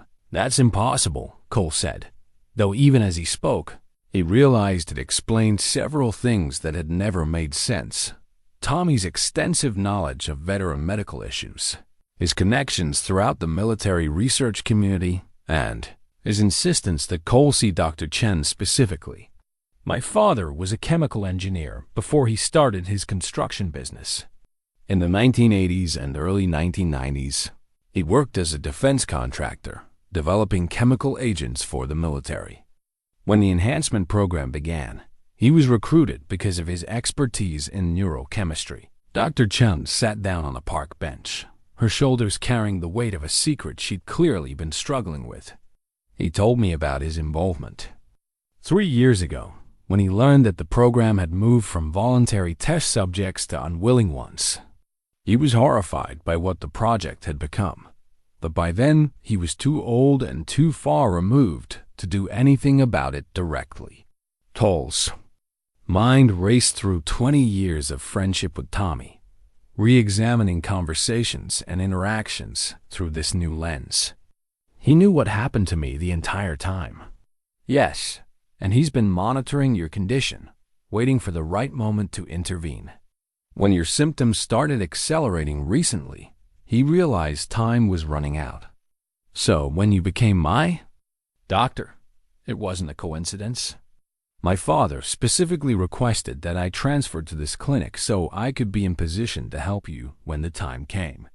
Dr. Chen held up the vial again. "This isn't just a sample of the compound in your blood, Cole. It's a sample of the antidote."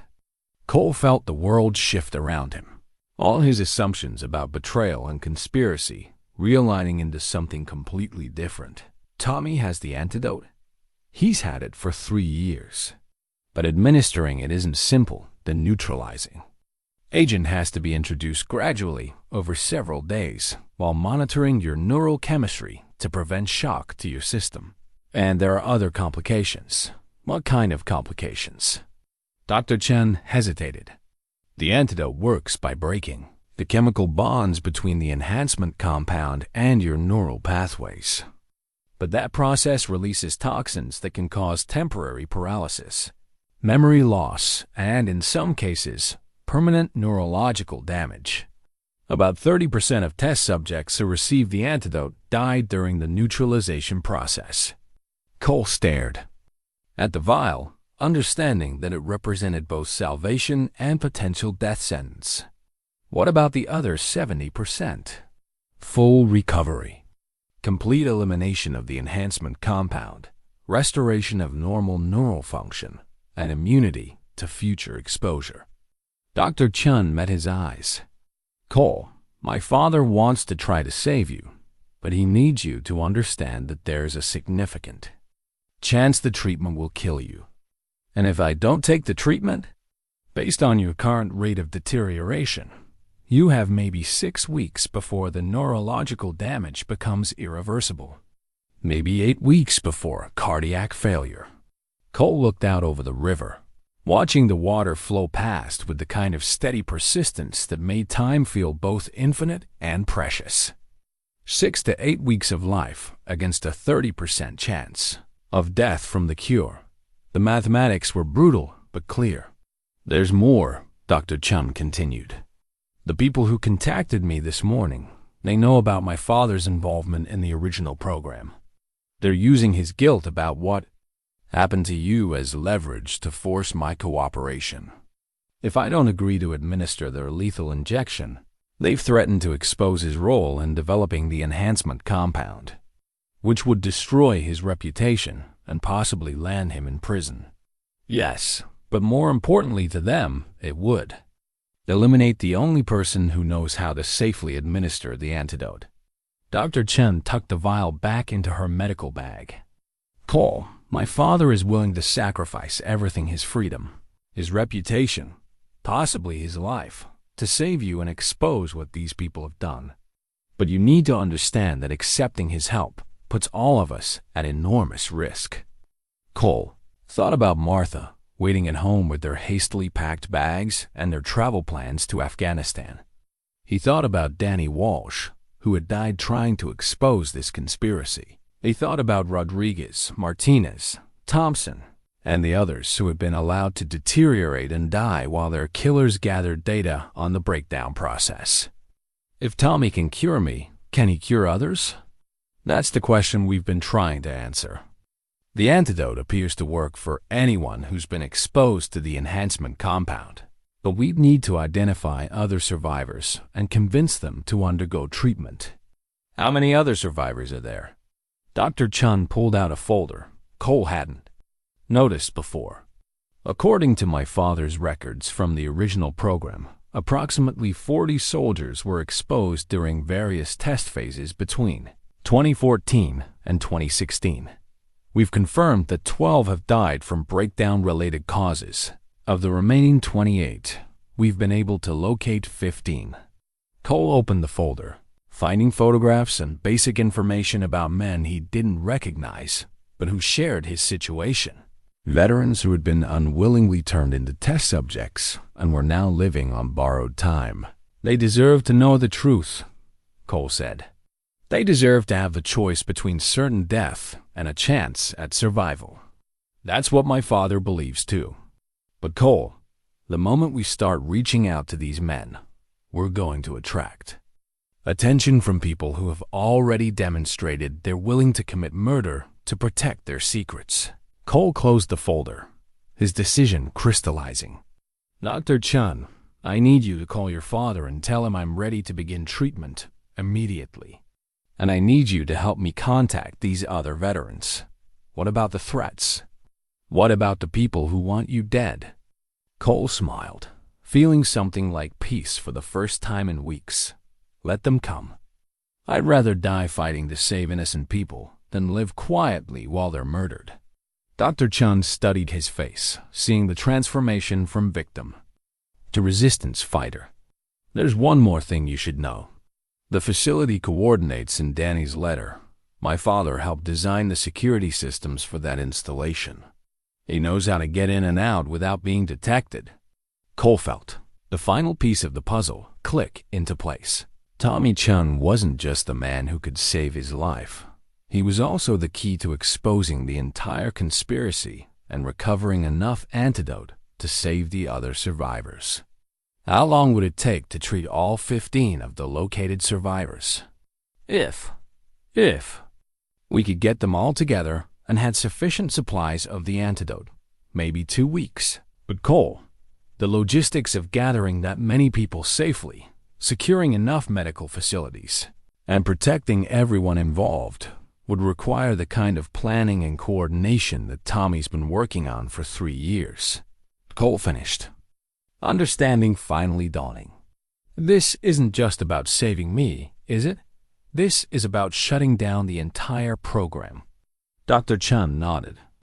My father has been preparing for this moment since he learned about the transition to unwilling subjects. He has detailed plans for extracting the antidote, treating all the survivors, and gathering enough evidence to expose everyone involved in the conspiracy. Cole stood up, feeling energy coursing through him that had nothing to do with the enhancement compound in his blood. For the first time since this nightmare began, he wasn't just reacting to events. He was part of a plan that could actually succeed. Dr. Chen, I need you to arrange a meeting with your father tonight. And I need you to help me contact Martha and let her know that our travel plans just became much more complicated. As they prepared to leave the park, Dr. Chen handed Cole the vial containing the chemical compound sample. My father insisted I give this to you. He said you'd understand what it represents.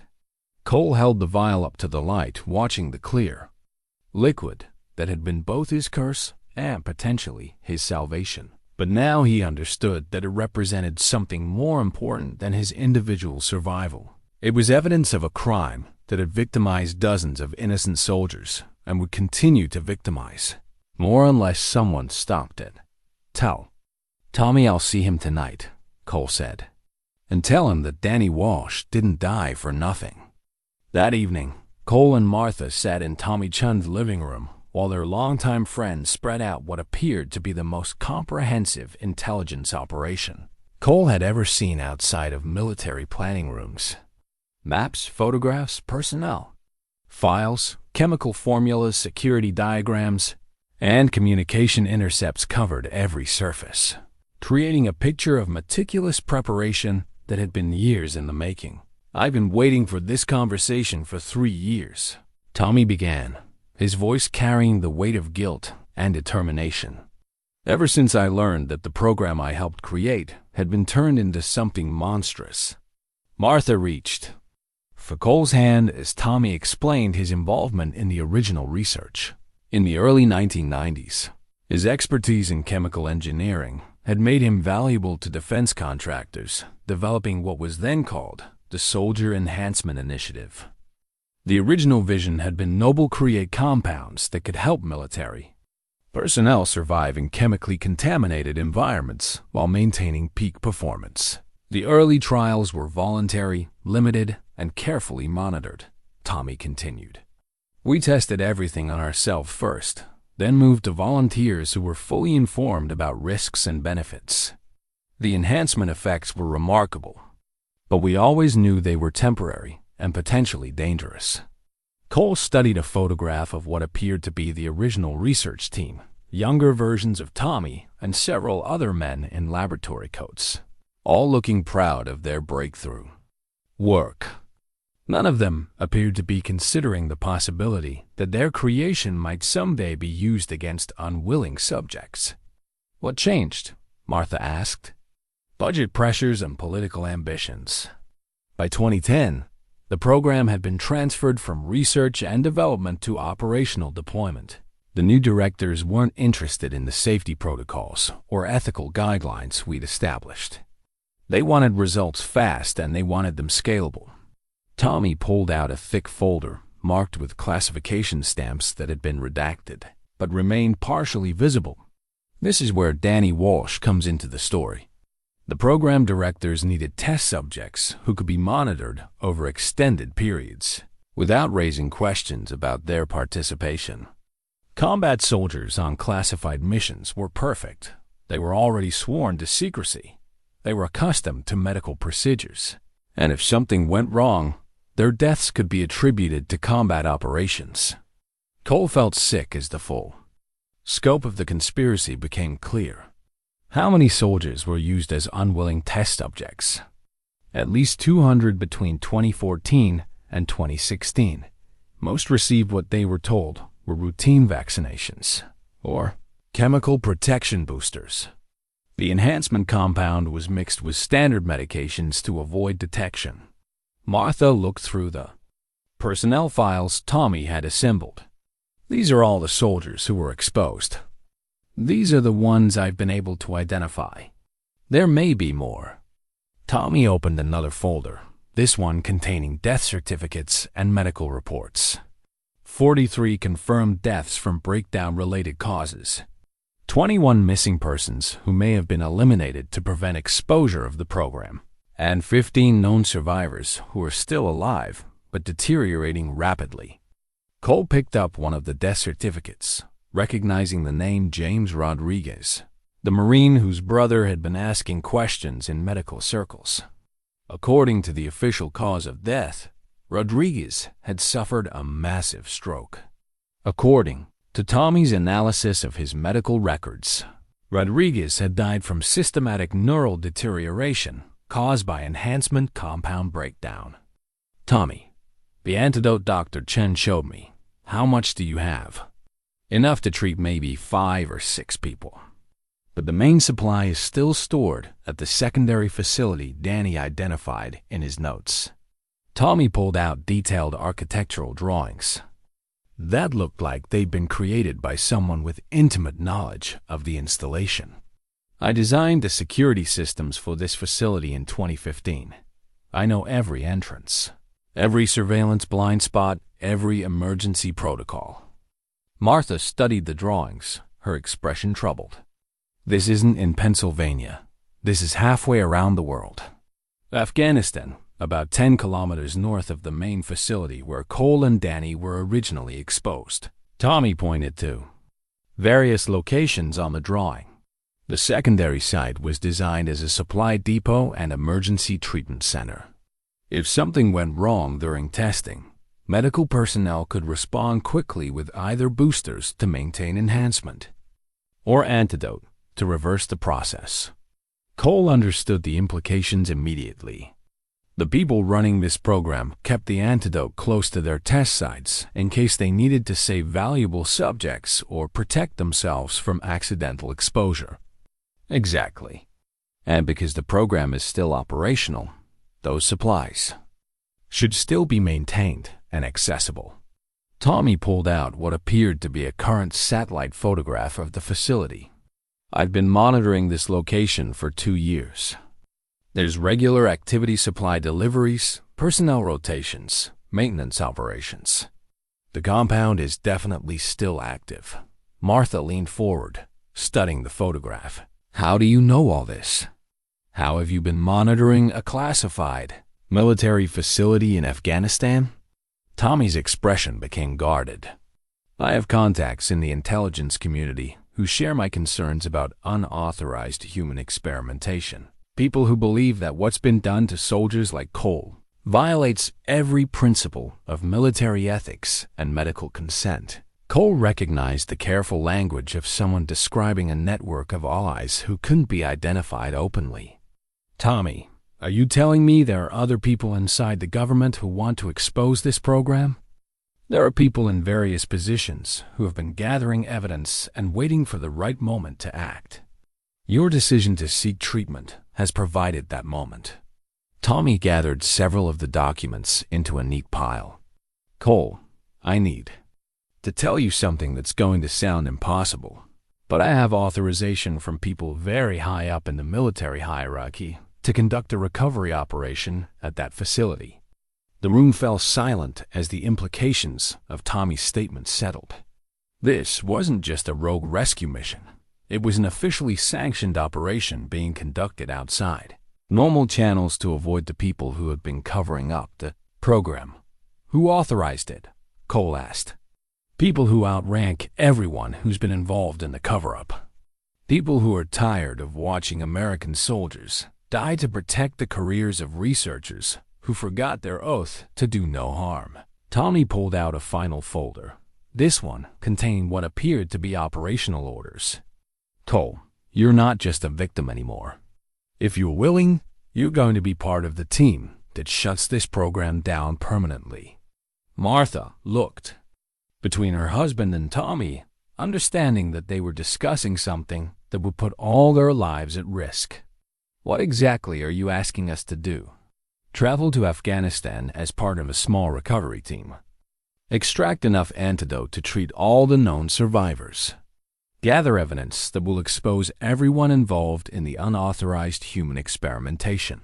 And document everything so that no one can deny what happened or claim it was justified. Tommy spread out a mission timeline that showed meticulous planning down to the hour. Transportation arrangements, equipment lists, personnel assignments, extraction protocols, and contingency plans for various scenarios. It looked like the kind of operation the military had been conducting for decades, except this time the enemy was within their own ranks. The team includes you, Martha, Dr. Chen, myself, and 3 other people whose identities I can't reveal until you've committed to the mission. Tommy met Cole's eyes.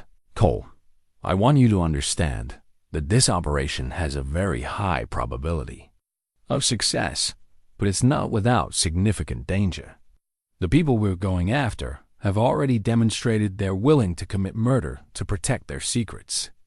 Cole picked up the mission timeline, studying the details of an operation that would take them from rural Pennsylvania to a classified facility in Afghanistan within 48 hours. It was audacious, dangerous, and probably their only chance of survival. What about the other survivors? The 15 people who are deteriorating while we're planning this mission. They're being contacted by our allies and offered a choice: remain in hiding and hope the breakdown process slows down, or join us at a secure location where they can receive treatment once we recover the antidote. Tommy pulled out an encrypted USB drive, setting it carefully on the coffee table. This contains all the evidence we've gathered over 3 years of investigation. Personnel files, financial records, communication intercepts, medical data, and testimony from witnesses who are willing to go on record about what they've seen. Cole stared at the USB drive, understanding that it represented the difference between justice and continued cover-up. If their mission succeeded, the information on that drive would expose a conspiracy that reached into the highest levels of military and government leadership. If they failed, it would die with them dead. Martha picked up one of the personnel files, opening it to reveal a photograph of a young soldier who looked barely old enough to shave. These men trusted their government to protect them. They served with honor, and they were betrayed by people who should have been looking out for their welfare. That's why we're going to do this, Cole said, feeling the certainty settle in his chest. Not just to save my life or even the lives of the other survivors, but to make sure this never happens to anyone else. Tommy nodded, gathering the documents into a briefcase that looked like it was designed to withstand significant abuse. Cole, Martha, once you commit to this mission, there's no going back. Win or lose, your quiet life in Pennsylvania is over. Are you prepared for that? Cole looked at Martha, seeing in her eyes the same determination that had carried her through 20 years of military marriage. Some battles were worth fighting regardless of the personal cost, and this was clearly one of them. When do we leave? Martha asked, her voice steady despite the magnitude of what they were contemplating. Tomorrow night, Tommy replied. The window for this operation is very narrow. If we wait longer, you'll be too sick to travel, and the people hunting you will have time to organize a more effective response. As Tommy packed away the evidence of 3 years of preparation, Cole realized that Danny Walsh's sacrifice was finally going to mean something. His friend had died trying to expose this conspiracy, but his documentation and warnings had set in motion a chain of events that might actually succeed in delivering justice. The encrypted USB drive seemed to pulse with possibility as Cole understood that within 48 hours, they would either be dead or they would have struck a blow for every soldier who had ever trusted their government to protect them from harm. 36 hours later, Cole found himself crouched in the darkness of an Afghan valley, surrounded by terrain that looked hauntingly familiar despite the 9 years that had passed since his last deployment. The air carried the same mixture of dust and distant smoke that had defined his memories of this place. But tonight, everything felt different. He was here by choice, fighting for answers rather than following orders he didn't fully understand. The team Tommy had assembled was smaller than Cole had expected, but more capable than he dared hope. Besides himself, Martha, Dr. Chen, and Tommy. They'd been joined by 3 former Special Operations soldiers who'd volunteered for the mission after learning about their own exposure to the enhancement compound. These men, Rodriguez's brother, Miguel, a Marine named Patterson, and a former Army Ranger called Williams, had all tested positive for traces of the compound in their blood and had their own reasons for wanting this program. Destroyed Miguel Rodriguez carried a photograph of his brother James, one of the men who died from compound breakdown. Patterson had discovered his exposure only after volunteering for Tommy's testing program. Williams had watched 2 members of his former unit die under circumstances that now made tragic sense. Target building is 200 meters ahead. Tommy whispered into his headset, consulting the GPS coordinates Danny Walsh had died trying to protect. Security patterns match what I observed during the design phase. 2-person patrol, 30-minute intervals, standard motion detectors on the perimeter. Cole checked his watch. 247 hours, the optimal window between patrol rotations. Through his night vision goggles, he could see the facility Danny had described in his notes. A low concrete structure that looked more like a utility building than a repository for one of the military's darkest secrets. Dr. Chen monitored the vital signs of all team members through wireless sensors, tracking the physical stress their bodies were experiencing as they approached the moment of truth. Cole's readings showed elevated stress, but nothing that suggested immediate medical crisis. The enhancement compound in his system was still stable, though Dr. Chen had warned that the physical exertion of the mission might accelerate the breakdown process. Movement on the east perimeter. Williams reported from his position, providing overwatch. Single individual, probably routine security check. They waited in silence while a lone guard completed his circuit of the building, his flashlight beam sweeping in predictable patterns that Tommy had anticipated from his knowledge of the security protocols. When the guard disappeared around the far corner, Tommy gave the signal to advance. The entry point Tommy had identified was a maintenance access that led directly to the facility's storage areas. His knowledge of the building's construction allowed them to bypass the main security systems and enter through what appeared to be a simple utility door, but was actually part of the original design specifications he'd created years earlier. Inside, the facility was exactly what Danny's documentation had prepared them to expect. Sterile corridors lined with storage rooms containing medical supplies, research equipment, and filing cabinets full of documentation about the enhancement program. But it was the scale of the operation that hit Cole like a physical blow. "There are thousands of doses here," Martha whispered, photographing rows of vials containing both the enhancement compound and its antidote, enough to treat entire battalions. Tommy was downloading files from computer terminals that contained personnel records, test results, and communication logs that would provide definitive proof of the program's scope and the people responsible for its implementation. The encrypted USB drive he'd brought was rapidly filling with evidence that would destroy careers and potentially lead to criminal prosecutions. But it was Dr. Chen who made the discovery that changed everything they thought they knew about their mission. "Cole, you need to see this." She called from a room that appeared to be set up as a medical treatment facility. "These aren't just storage areas. This is an active treatment center. Someone's been here recently." Cole joined her in examining a room equipped with medical monitoring devices, 4 stands, and examination tables that showed signs of recent use.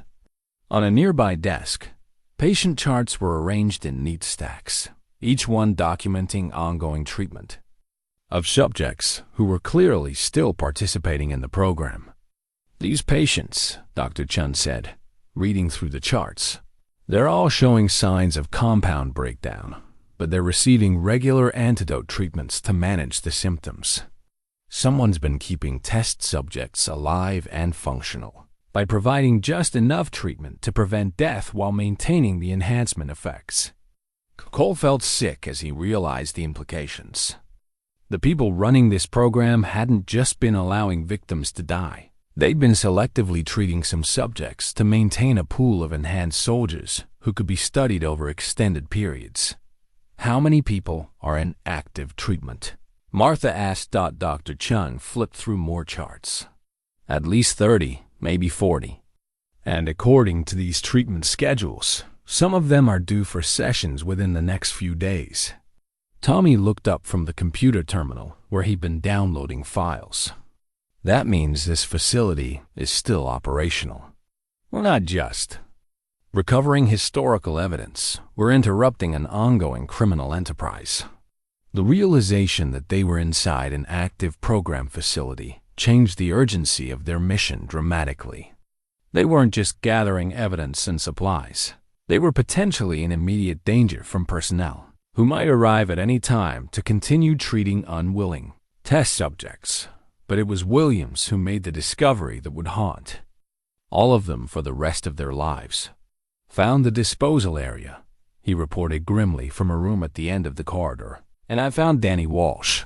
The room Williams had found was a storage area that had been converted into something Cole's mind struggled to process.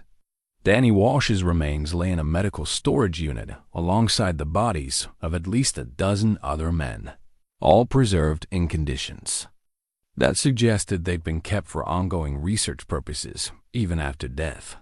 Cole knelt beside his friend's body, noting the dog tags that matched the ones he'd carried for 9 years and an identical mark on Danny's forearm that had never healed because Danny had never lived long enough for the compound to complete its breakdown process. But it was the expression on Danny's face, peaceful, as if he'd been sedated rather than murdered, that told Cole everything he needed to know about how his friend had died. They didn't just kill him, Cole said quietly. They studied him, used him as a research subject even after death. Dr. Chen was documenting everything with her camera, creating evidence that would be impossible for anyone to deny or explain away. The preserved bodies represented not just murder, but desecration and a level of callous disregard for human dignity that went beyond even the worst war crimes Cole had witnessed during his military service. How long do we have before someone arrives? Martha asked, her voice tight with the effort of maintaining composure while surrounded by evidence of systematic murder. Tommy checked his watch and the security monitoring equipment he'd been tracking. The next supply delivery isn't scheduled for 6 hours, but if they're maintaining an active treatment schedule, his sentence was cut off by the sound of vehicles approaching the facility. Through the windows, they could see headlights cutting through the darkness. At least 2 vehicles arriving ahead of schedule. We've got company, Patterson reported from his perimeter position. Multiple personnel, looks like medical staff, and security. Cole felt his enhancement compound altered physiology respond to the stress, his heart rate increasing and his senses sharpening in ways that reminded him why the military had been interested in the technology in the first place. But he also felt the underlying weakness that Dr. Chen had warned him about, the progressive breakdown that was slowly destroying his body's systems. Do we run, or do we finish the mission? Williams asked, his military training taking over as he assessed their tactical situation. Tommy was still downloading files, the progress bar on his laptop showing they were only halfway through copying the evidence they'd need to expose the program. 5 more minutes, and I'll have everything. Patient records, financial data, personnel assignments, communication logs, everything we need to destroy this program permanently. We don't have 5 minutes, Miguel Rodriguez said, watching through night vision as armed personnel began surrounding the facility. They're setting up a perimeter. This isn't a routine visit. They know we're here. Dr. Chen made a decision that surprised everyone. She began loading vials of antidote into her medical bag with systematic efficiency, prioritizing the compounds they'd need to treat the 15 surviving victims they'd identified. If we can't get all the evidence out, at least we can save the people who are still alive, she said. This is enough antidote for everyone on our list, plus extras in case we find more survivors. Martha joined her in gathering medical supplies, while Cole and the other soldiers prepared defensive positions. They'd known this mission carried significant risks, but the possibility of being trapped inside the facility while surrounded by hostile forces hadn't been part of Tommy's planning. Scenarios. Cole. Tommy called from his laptop. I need you to start recording everything you remember about your original exposure. If something happens to us, someone needs to have your testimony on record. Cole activated the video function on his phone, speaking directly into the camera while the sounds of approaching personnel grew louder outside. My name is Staff Sergeant Cole Mercer. 9 years ago, I was exposed to an experimental enhancement compound during a classified mission in Afghanistan. I never consented to this exposure, and I was never informed about the risks or the ongoing effects. The compound has been slowly destroying my body, and I've learned that dozens of other soldiers have died from identical exposure. He held up one of the vials Dr. Chen had collected, showing it to the camera. This is the antidote that could have saved their lives, stored at a facility where researchers have been continuing illegal human experimentation on unwilling subjects. The people responsible for this program have committed murder to cover up their crimes, and they're still active. Outside, orders were being shouted in English and what sounded like local dialects. The facility was being surrounded by a combination of American personnel and local security forces, suggesting that the program had cooperation from multiple sources. Tommy, how much longer? Williams asked, his rifle trained on the main entrance. 2 minutes, maybe less. Tommy's laptop was processing files as fast as the connection would allow, but they could all hear personnel taking positions around the building. Martha moved to Cole's side, her own phone recording their surroundings as additional documentation. Whatever happens, we got the evidence out. Danny didn't die for nothing. Cole looked at his wife, this remarkable woman who had followed him into danger rather than let him face it alone, and realized that, regardless of how their mission ended, they'd already succeeded in the most important way possible. The public testimony video they were creating would survive even if they didn't, ensuring that the truth about the enhancement program would eventually reach people who could act on it. The antidote they'd recovered would save lives. The evidence Tommy was downloading would destroy the careers and freedom of everyone responsible for these crimes. As the sounds of approaching confrontation grew closer, Cole felt something approaching peace. For the first time in 9 years, he knew exactly why he was fighting and what he was fighting for. 6 months later, Cole Mercer stood in the morning sunlight of Arlington National Cemetery, his hand resting on the black granite of a memorial wall that bore the names of Danny, Walsh, and 13 other soldiers who had died as victims of unauthorized human experimentation. The memorial had been erected after congressional hearings, exposed the full scope of the enhancement program, and led to criminal prosecutions that reached the highest levels of military and government leadership. The antidote treatment Dr. Chen had administered using the compounds they'd recovered from the Afghan facility had been successful beyond their most optimistic expectations. Not only had Cole's compound breakdown been completely reversed, but the neutralization process had eliminated all traces of the enhancement chemicals from his system, leaving him healthier than he'd been in years. Martha joined him at the memorial wall, carrying a wreath they brought to honor their friend's memory. The inscription below Danny's name read, Staff Sergeant Daniel M. Walsh. His courage exposed the truth and saved lives.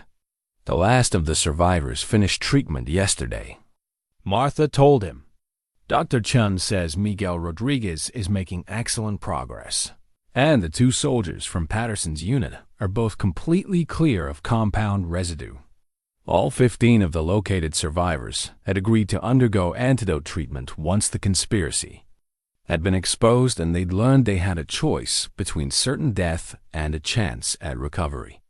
The treatment success rate had been better than Tommy's original estimates: 13 complete recoveries, 1 partial recovery with mild ongoing neurological effects, and 1 death during the neutralization process. Any word from the Congressional Committee? Final report comes out next week. Tommy says it's going to recommend criminal charges against 47 people, including 3 generals and 2 defense contractors who knew about the unauthorized human testing. Cole nodded, feeling the kind of satisfaction that came from seeing justice delivered after years of cover-up and denial. The encrypted USB drive Tommy had compiled, combined with the evidence they'd gathered during their mission and the testimony from surviving victims, had created a case so comprehensive that even the most skilled defense attorneys couldn't dispute the basic facts. Tommy Chen approached from across the cemetery grounds, moving with the careful steps of a man in his 70s who had recently testified before Congress about his role in creating technology that had been perverted into a weapon against American soldiers.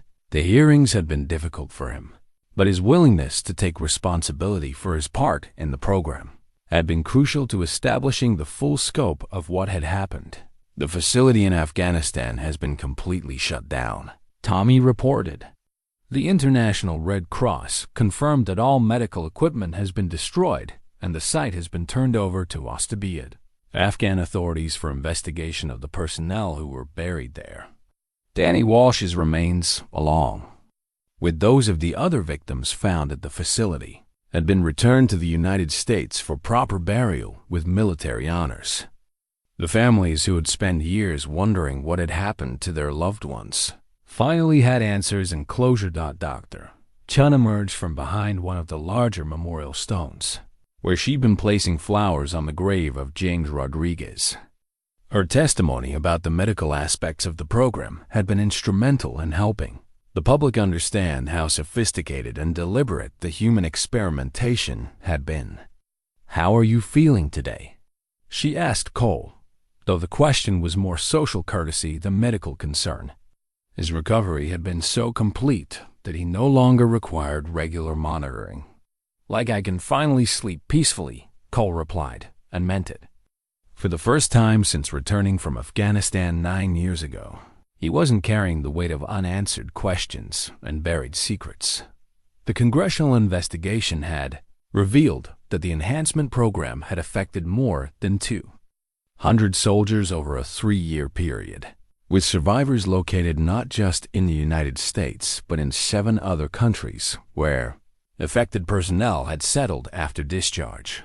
International cooperation had enabled treatment for victims worldwide and had led to diplomatic consequences for the officials who had authorized human experimentation on foreign soil. Martha slipped her hand into Cole's as they prepared to leave the cemetery.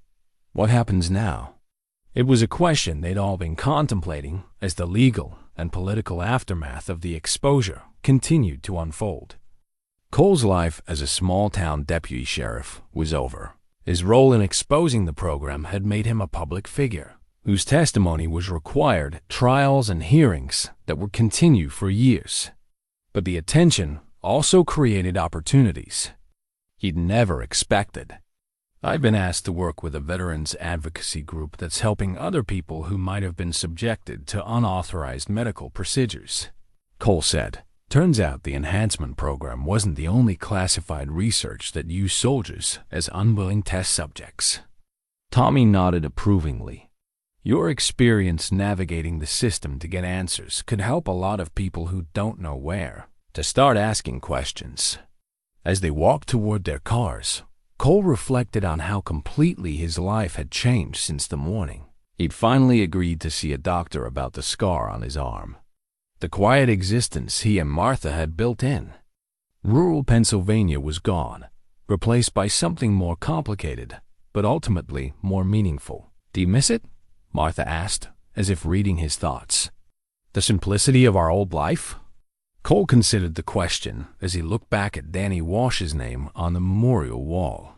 His friend had died trying to expose a truth that powerful people wanted to keep buried, and that truth had eventually saved the lives of dozens of innocent people. "I miss the peace," Cole said finally, "but I don't miss not knowing. And I don't think I could live quietly knowing that other people might be suffering from the same things we went through." The memorial wall caught the afternoon light as they drove away, its black granite surface reflecting the sky like a mirror that showed both the darkness of past secrets and the brightness of hard-won truth. Danny Walsh's sacrifice had finally achieved its purpose, not just exposing the crimes committed against him and his fellow soldiers, but ensuring that such crimes could never again be hidden from the people who had the power to stop them. In the months and years that followed, Cole's work with veterans advocacy groups would help expose 3 additional unauthorized medical testing programs and lead to new legislation requiring informed consent and independent oversight for all military medical research. But on this particular morning, as he drove home with his wife beside him and his health restored, it was enough to know that the truth had finally won its battle against conspiracy, and the scar on his forearm had faded to nothing more than a thin line. But the memory of what it represented would drive his work for the rest of his life, ensuring that no soldier would ever again be betrayed by the people sworn to protect them.